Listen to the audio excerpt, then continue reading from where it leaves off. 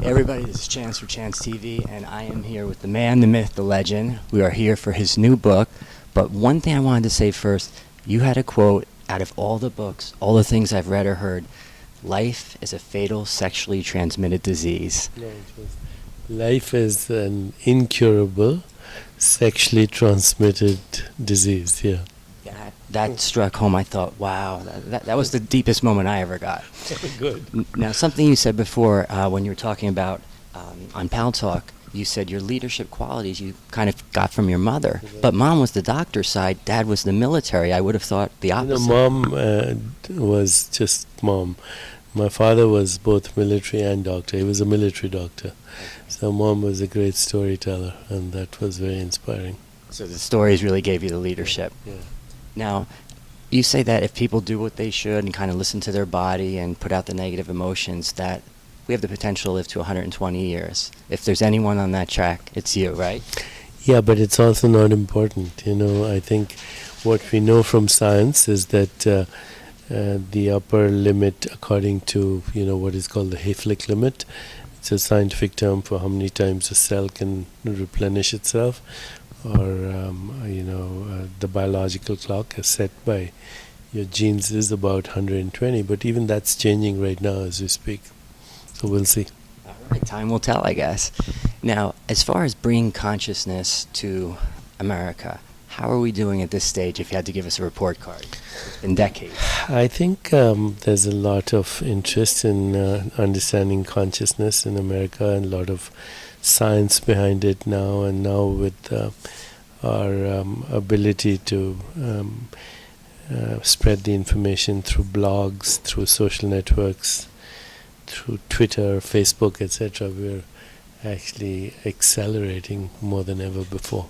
So the awareness is happening, thank God. Now, for 120 years to live, you've done so much. What do you feel is your greatest achievement to date? I think my grandchildren. Well, how is it raising them? Because obviously children, you want to have sometimes the tough love. How are they? I know your son has adapted so well. You're writing books together and things, but how about the grandchildren? Are there any moments where... I think play is the essence. Ultimately, creativity is directly proportional to the playfulness of our life. I've never believed in tough love or anything like that. See that from the man. Now, is there anything that scares you?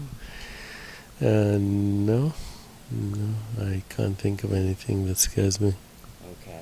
Because when you talked about the Grim Reaper being behind you, and when you look back, he's even closer, but it's transient for you. Yeah, because that's your body and your mind is not who you are. You're a deeper consciousness that transcends all of that. When I first read about, instead of mind and body and spirit, that mind, body, spirit are all one, and we're not parts, we're just one unit. Yes. That was the biggest thing, I think, that affected me. But how do you feel other people are accepting that? Do they not see that? It takes a while to recognize that your real nature is formless. Everything that has form comes from the formless. And the formless is not an emptiness, but a state of potential. And if you could just say, when we talked before about what's the one thing to do about the silence, just to get a little silence each day?